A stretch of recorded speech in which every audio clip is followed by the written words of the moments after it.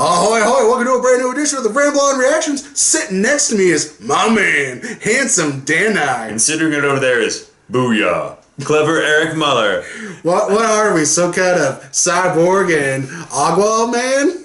I don't know, but I'm just going to listen to Magic Carpet Ride on repeat. Ugh.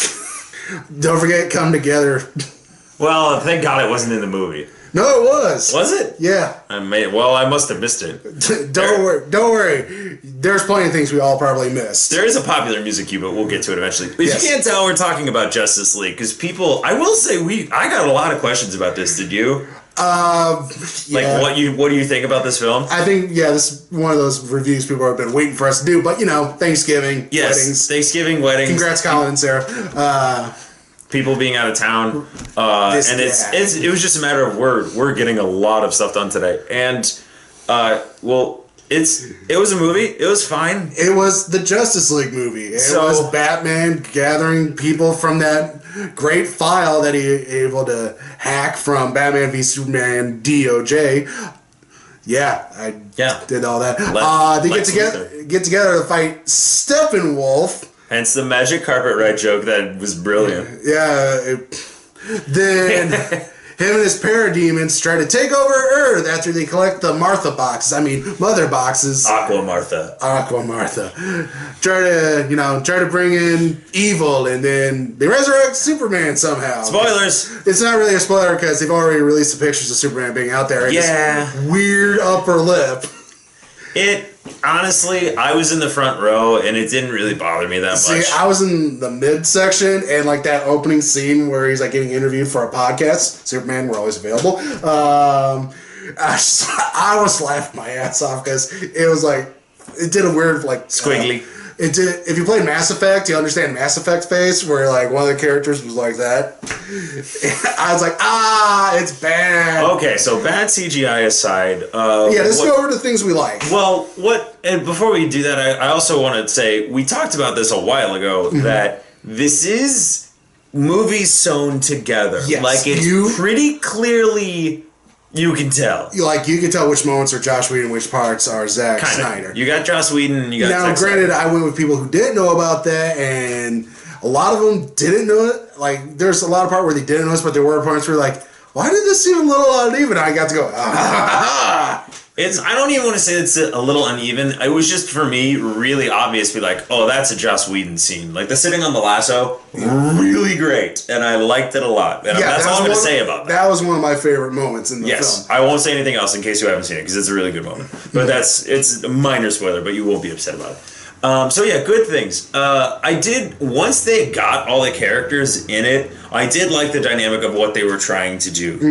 We'll get some more negatives about that later. What I was going to say is I like the banter between the characters, especially the lasso scene, sitting on the lasso. That was one of my favorite parts because it was actually one of the parts that's like Jason Momoa finally won me over in this film.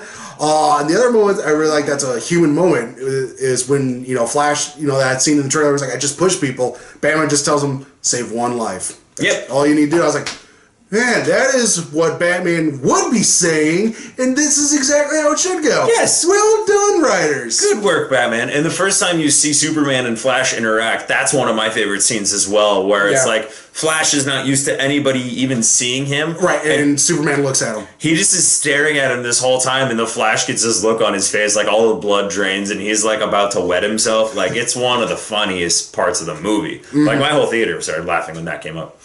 Wonder Woman's still doing her Wonder Woman thing, being pretty Gal great. Gadot was great. Ben Affleck is great as Batman as always. I mean, it is in the script now about how old and how long he can do this. So his days are numbered. Yeah, like maybe single digit numbered. I'm trying to think other positives. I mean, I liked all the characters. I mean, the characters were great. The action set pieces weren't bad.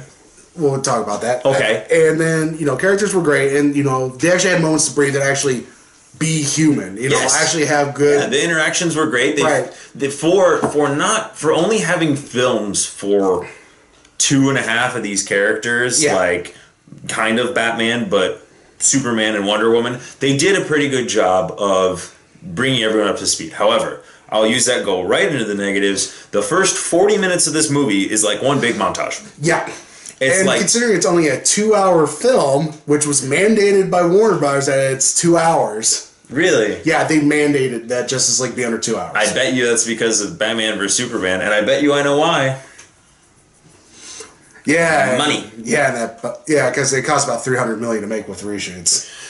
That, and it comes down to simple numbers. Because Batman vs Superman was such a long film, clocking in they couldn't get as many people in exactly. The theater. Well, even like it was 2 hours and 30 minutes. Yeah. So you think about over the course of even a day, you're getting 1, maybe 2 more showings of Justice League than you would Batman vs Superman. So they think they're losing money. Right, but because of the rush speed, you also have a rushed villain who. Literally, there's no purpose for him. And not only that, because of him... He's invading Earth. Right, congrats. You have the same fight 3 times over 3 different locations. And that's why we're like, oh, I like locations. Like, really? It's the same thing 3 different times. Well, except for the last one. But that would be big spoilers. Well, in the last one...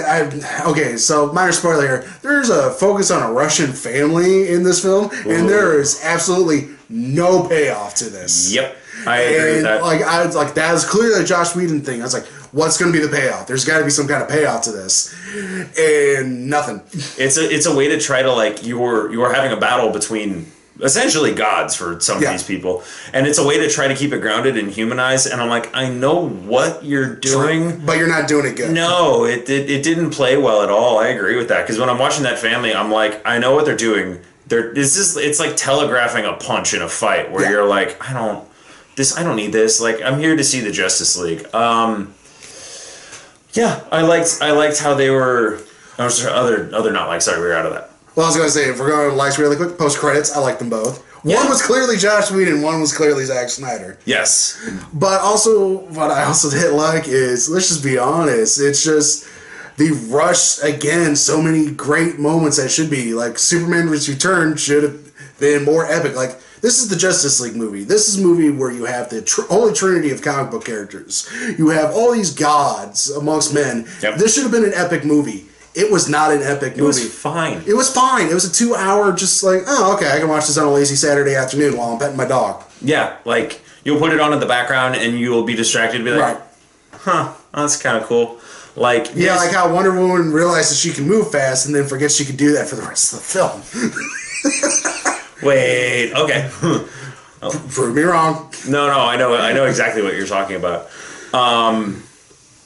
I had another point to bring up and I totally lost it. It's more a matter just like of, Justice League. I had a lot of points I wanted to bring up, but they lost it somewhere in between. That's not a bad assumption. It's like this is very much a good example of a gray movie. If you're looking for positive things in it, sure, you'll be able to pull positive things out of it. If you're looking to pick it apart, sure, you'll be able to pick it apart. Like the best character to represent this is Cyborg. There should be there's a lot of plus and negatives with him. Mm-hmm. But again, this is a movie that they've been bragging about, something been trying to build up, but it just lets you down as an audience. And like as a comic book reader, it's like, come on, this should have been more epic, but it wasn't. Yeah, I mean, it was. They didn't even. I feel like they didn't even really hype it that much. Like Warner Brothers, there was not a whole lot of advertisement going into. Well, there's the 3 trailers, and then like was where they showed up for NFL Sunday. But compared to Batman vs Superman, oh yeah, like this was like less than half of what we saw for BVS. So. You know what I think cut into that? The reshoots. Probably. I'm sure budgeting and reshoots cut into that. So all that being said, grade this movie. C. I agree. I liked it more than Batman vs Superman. As far as it's better than Suicide Squad and Batman vs Superman, but it's nowhere as good as Wonder Woman. I actually would say it's also. I would put Man of Steel above this as well. I think Man of Steel is a better movie, but you still have your problems with Man of Steel. Where do you put it in that canon? Even. Okay, that's actually kind of high praise. Even though I know you hate Man of Steel.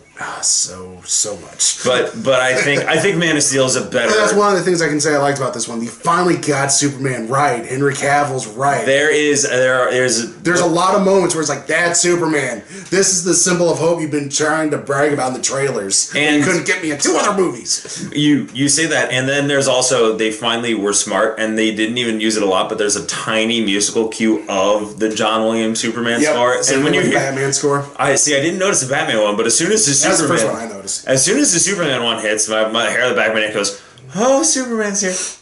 Like, you got really excited about it? Did your hair curl up and point to the speakers?